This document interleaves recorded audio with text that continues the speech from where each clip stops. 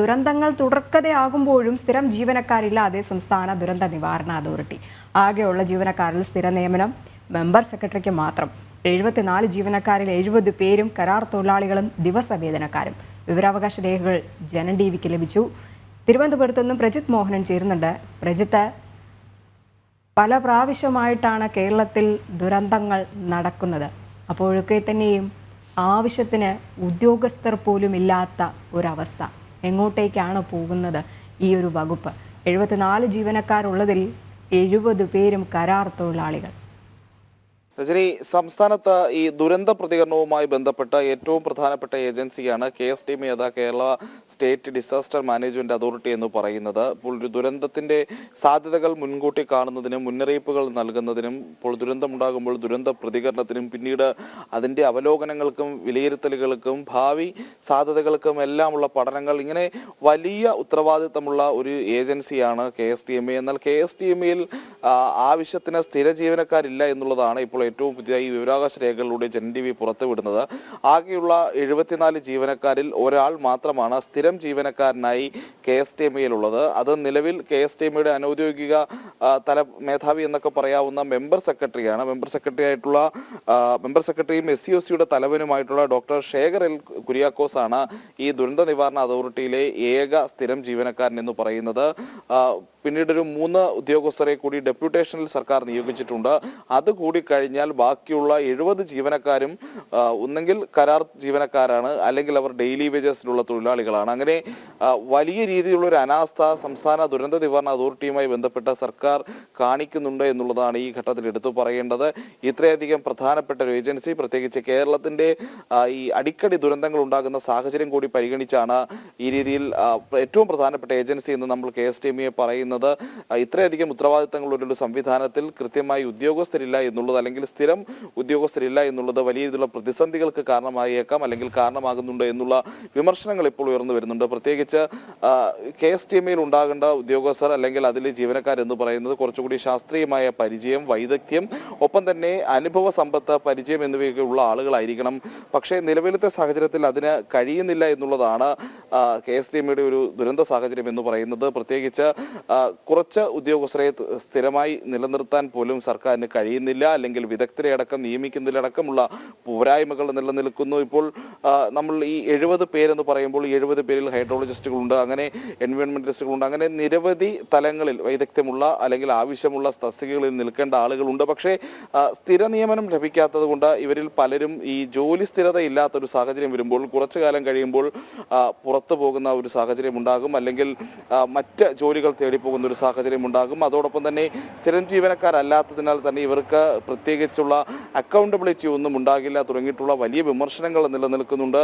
അങ്ങനെ വലിയ പോരായ്മകൾ KSTMയുടെ പ്രവർത്തനങ്ങളിൽ, അല്ലെങ്കിൽ സംസ്ഥാനത്തെ ദുരന്ത നിവാരണ അതോറിറ്റിയുടെ പ്രവർത്തനങ്ങളിൽ ഉണ്ട് എന്നുള്ളതാണ് ഇപ്പോൾ ഈ വിവരാവകാശ രേഖകൾ തെളിയിക്കുന്നത്. പ്രത്യേകിച്ച് സ്ഥാപനത്തിന്റെ പ്രവർത്തനങ്ങളെ അടക്കം അവതാളത്തിലാക്കുന്ന നിലയിലേക്ക് ഇക്കാര്യങ്ങൾ പോകുന്നുണ്ട് എന്നുള്ളതാണ്. ഇപ്പോൾ ഡോക്ടർ വി സുഭാഷ് ചന്ദ്രബോസ് ദുരന്ത നിവാരണ വിദഗ്ധൻ കൂടി ചേരുന്നുണ്ട്. ശ്രീ സുഭാഷ് ചന്ദ്രബോസ്, എന്തായാലും ഈ അടിക്കടി ഉണ്ടാകുന്ന ദുരന്തങ്ങൾ നേരിടുന്ന ഒരു സംസ്ഥാനമാണ് കേരളം. അപ്പോൾ ഈ ദുരന്തങ്ങൾ ഉണ്ടാകുമ്പോൾ ഓടിയെത്തേണ്ടത് ആദ്യം ഈ ദുരന്ത നിവാരണത്തിലെ ജീവനക്കാർ തന്നെയാണ്. പക്ഷേ ഇവിടെ സ്ഥിര നിയമനം പോലും ആർക്കുമില്ല. ഉള്ളത് ഒരാൾക്ക് മാത്രമാണ്. വിവരാവകാശ രേഖയാണ് ഇപ്പോൾ ജനം ടിവി പുറത്തുവിട്ടിരിക്കുന്നത്. എന്തിനാണ് ഇങ്ങനെ ഒരു വകുപ്പ് പ്രവർത്തിക്കുന്നത് എന്നുള്ളൊരു ചോദ്യമാണ് ചോദിക്കുന്നത്. അല്ല, അത് ഗൗരവമായൊരു ചോദ്യമാണ്. അതായത് ഇന്ത്യയിലോ ലോകത്തോ ഒരു സ്ഥലത്തും, നമ്മളുടെ സ്ഥിരപരിചിതമായ ഒരു സ്ഥലത്തും ഒരു സർക്കാർ ഓഫീസിലോ സർക്കാർ സംവിധാനത്തിലോ സ്ഥിരമായ ജീവനക്കാരില്ലാതെ ഓടിക്കാൻ പറ്റത്തില്ല. കാരണം സ്ഥിര ജീവനക്കാരുണ്ടെങ്കിൽ മാത്രമേ അവർക്ക് അക്കൗണ്ടബിലിറ്റി വരികയുള്ളൂ, അവർക്ക് എക്സ്പീരിയൻസ് വരികയുള്ളൂ, എക്സ്പെർട്ടൈസ് വരികയുള്ളൂ. അവരെവിടെയെങ്കിലും ഒരു ജീവനക്കാരനെ എടുത്ത് അയാൾ എവിടെയെങ്കിലും ഒരു ട്രെയിനിങ്ങിന് അയച്ചിട്ട് തിരിച്ചു വരുമ്പോഴാണ് അദ്ദേഹത്തിന്റെ ജോലി സ്ഥിരമല്ലാത്തത്. അദ്ദേഹം ഉടനെ നല്ല ജോലി കിട്ടിയേ പോകും. പ്രത്യേകിച്ച് ഇപ്പൊ ഈ ആഗോളവൽക്കരണമൊക്കെ വന്നതുകൊണ്ട് പ്രൈവറ്റ് കമ്പനികളൊക്കെ ധാരാളം ഉള്ളത് കൊണ്ടും സർക്കാരിൽ തന്നെ ഒരുപാട് മിഷനുകളൊക്കെ ഉള്ളത് കൊണ്ട് നല്ല നല്ല ശമ്പളം പലയിടത്തും കൊടുക്കുന്നു ഈ കോൺട്രാക്ട് എംപ്ലോയീസിന്. അപ്പൊ നിൽക്കുന്ന ആള് വളരെ പെട്ടെന്ന് ട്രെയിനിങ്ങോ എന്തെങ്കിലുമോ കിട്ടി 4 ദിവസം കഴിയുമ്പോൾ അല്ലെങ്കിൽ 1 മാസം കഴിയുമ്പോൾ അദ്ദേഹം അങ്ങ് പോകും. അപ്പൊ അങ്ങനെ വലിയ നഷ്ടമാണ്. 1. 2, ഈ റിപ്പോർട്ടുകൾ, ഇപ്പൊ ദുരന്ത നിവാരണ അതോറിറ്റി കേന്ദ്ര ഗവൺമെന്റിനും കോടതിക്കൊക്കെ കൊടുത്ത റിപ്പോർട്ടുകളിൽ ഒരുപാട് പിശകുണ്ട്. സ്റ്റാറ്റിസ്റ്റിക്കൽ എററുണ്ട്, മാത്തമാറ്റിക്കൽ എററുണ്ട്, കാൽക്കുലേഷൻ എററുണ്ട്. ഇതൊക്കെ വരുന്നത് എങ്ങനെയാണ്? എക്സ്പീരിയൻസ്ഡ് ആയിട്ടുള്ള ആളുകളില്ല എന്നുള്ളതാണ്. അവിടെ മെമ്പർ സെക്രട്ടറി എക്സിബിഷൻ മെമ്പർ സെക്രട്ടറിയാണ്, എക്സിബിഷൻ അംഗമായിട്ട് വന്ന മെമ്പർ സെക്രട്ടറിയാണ്. പിന്നെ 2 പേര് ഡെപ്യൂട്ടേഷനിൽ വന്നിട്ടുണ്ട്. ബാക്കി എല്ലാവരും കോൺട്രാക്ട് ആണ്. അവിടെ സ്ഥിരം നിയമനം നടത്തണം. അതിനകത്ത് സ്ഥിര നിയമനം നടത്തുകയും മാത്രമല്ല എക്സ്പീരിയൻസ് ഉള്ള ആളുകൾ വേണം. സീനിയർ ആയിട്ടുള്ള എക്സ്പീരിയൻസ് ആയിട്ടുള്ള ആളുകളെ വിവിധ ഡിപ്പാർട്ട്മെന്റുകളിൽ നിന്ന് കുറച്ച് പേരെങ്കിലും ഡെപ്യൂട്ടേഷനിൽ കൊണ്ടുപോകണം. വളരെ സീനിയർ ആയിട്ടുള്ളവരെ. പിന്നെ കുറച്ച് പേരെ സ്ഥിരമായിട്ട് വേണം. അപ്പൊ അതങ്ങനെ അപ്പൊ ഡെപ്യൂട്ടേഷനിൽ കൊണ്ട് 5 വർഷം കിട്ടുമല്ലോ. അല്ലെങ്കിൽ നല്ല ആളാണ്, രാഷ്ട്രീയമൊന്നും ഇല്ലാത്ത നല്ല മിടുക്കനാണ്, ചിലപ്പോൾ എല്ലാ ഗവൺമെന്റും കൊടുത്തെന്നിരിക്കും. ഏത് ഗവൺമെന്റ് ആയാലും മാറിയപ്പോയാലും ഗവൺമെന്റ് മാറിയപ്പോഴും കൊടുത്തെന്നിരിക്കും. അപ്പൊ അങ്ങനെയൊക്കെ പള്ളി ഇരിക്കുന്നുണ്ടല്ലോ. അപ്പൊ തീർച്ചയായിട്ടും അവിടെ സ്ഥിരം ജീവനക്കാരില്ലാത്തതിന്റെ എല്ലാ കുഴപ്പങ്ങളും കാണുന്നുണ്ട്. കാരണം എന്താണ്? UC സമയത്ത് കൊടുക്കില്ല, അൺസ്പെൻഡ് ബാലൻസ് സമയത്ത് കൊടുക്കില്ല. ഇതായിപ്പോ വയനാട് നോക്കൂ, ലോക മാതൃകയാക്കുമെന്ന് പറഞ്ഞു. ഇന്ന് മലയാള മനോരമയുടെ എഡിറ്റോറിയൽ എന്താണ്? അവിടെ 900-ൽ പരം വരുന്ന വീട്ടുകാരെ ലിസ്റ്റ് പിന്നെ വാടക വീടുകൾ താമസിപ്പിച്ചിട്ട് 350 പേർക്കാണ് 360 പേർക്ക് മറ്റുമാണ് വീട്ടിൽ ലിസ്റ്റ് വന്നത്. പഞ്ചായത്തുകാർ പറയുന്നത് ഞങ്ങളല്ലാന്ന്, റവന്യൂക്കാർ പറയുന്നത് ഞങ്ങളല്ലാന്ന്. ലോക മാതൃക ഉണ്ടാക്കുന്ന നമ്മൾ പറഞ്ഞത്. ഇതൊക്കെ എന്താ കാണുന്നത്? അവിടെ ആൾക്ക് അരി കൊടുക്കുന്നു, അവിടെ കുറെ പ്രശ്നങ്ങൾ, പഞ്ചായത്തും ജില്ലാ ഭരണകൂടവും തമ്മിൽ തർക്കം, പഞ്ചായത്ത് പ്രസിഡന്റ് കമ്മിറ്റിയിലില്ല. അങ്ങനെ ആകെ ജഗപുകയായിട്ടാണ് പോകുന്നത്. ആ സമയത്താണ് ദുരന്ത നിവാരണ അതോറിറ്റി, ഇത് ജില്ലയിൽ മാത്രമല്ല, അല്ല സംസ്ഥാനത്ത് മാത്രമല്ല, ജില്ലകളെടുത്താൽ ഇത് തന്നെ സ്ഥിതി. ഡിസ്ട്രിക്ട് ഡിസാസ്റ്റർ മാനേജ്മെന്റ് അതോറിറ്റി പിന്നെ കമ്മിറ്റികളുണ്ട്, ജില്ലാ കളക്ടർ ചെയർമാനായിട്ടുള്ള. അവിടെയും സ്ഥിരം ജീവനക്കാരില്ല. ഡെപ്യൂട്ടേഷനിലോ കുറെ കോൺട്രാക്ട് എംപ്ലോയീസ് ആണ് വച്ചിരിക്കുന്നത്. അപ്പൊ ഇതൊരു പിള്ളേർ കളിയാണ്. പക്ഷേ അതെന്താണ്, സുനാമി ഉണ്ടായതിനു ശേഷമാണല്ലോ ദുരന്ത നിവാരണ അതോറിറ്റിയൊക്കെ രാജ്യത്ത് വന്നത്. പക്ഷെ അതിനുശേഷം ഈ 2018 വരെ നമുക്ക് ഇതൊക്കെ മതിയായിരുന്നു. കാര്യം നമുക്ക് വലിയ ദുരന്തങ്ങളൊന്നും ഇല്ലായിരുന്നു. പിന്നെ പ്രളയം വന്നു, ഓഹി വന്നു, വരൾച്ച വന്നു, ഓഹി വന്നു, പ്രളയം വന്നു, പിന്നെ ഉരുൾപൊട്ടൽ വന്നു. ഇപ്പൊ സ്ഥിരമായി കേരളം ഒരു ദുരന്തത്തിന്റെയും കൂടി നാടായി മാറുകയാണ്.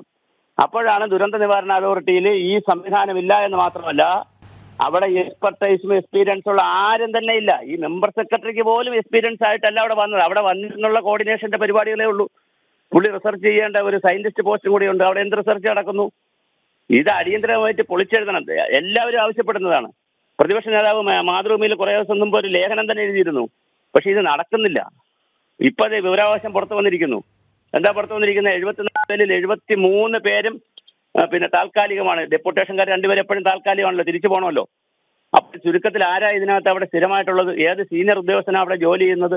പക്ഷേ ഇതൊക്കെ തന്നെ വലിയ പ്രതികൂലമായിട്ട് ഇതിൽ ബാധിക്കുന്നത്. താങ്കൾ പറഞ്ഞതുപോലെ സ്ഥിരമായിട്ട് ഇപ്പോൾ ഈ ദുരന്തങ്ങൾ നടന്നുകൊണ്ടിരിക്കുന്ന ഒരു സ്ഥലമാണ് കേരളം. ഇടിമിന്നൽ, മുൻകരുതൽ, പ്രളയം ഉൾപ്പെടെയൊക്കെ തന്നെ അതൊക്കെ തന്നെ അതിനൊരു മുന്നൊരുക്കം വേണം. ആ മുന്നൊരുക്കത്തോടെ സമീപിക്കേണ്ട ഒരു വകുപ്പ് കൂടെയാണ്.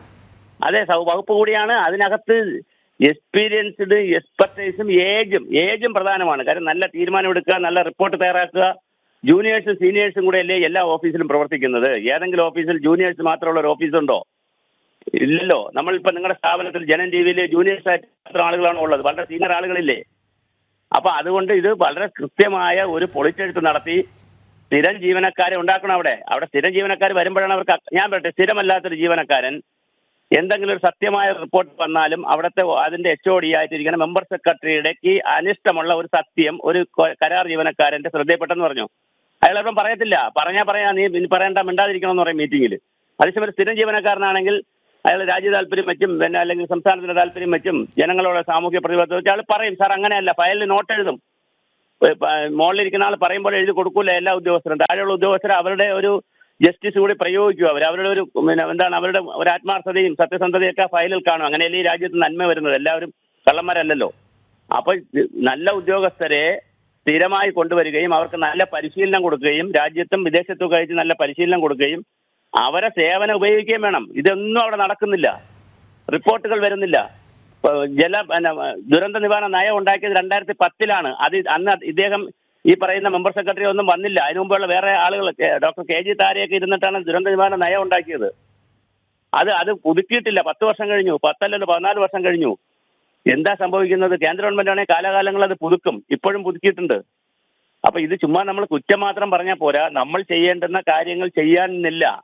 എന്താണ് തടസ്സം? അവിടെയുള്ള ഗവൺമെന്റിന് നല്ലതല്ലേ കുറച്ച് ആളുകൾക്ക് സ്ഥിരം ജോലി കൊടുക്കുന്നത്?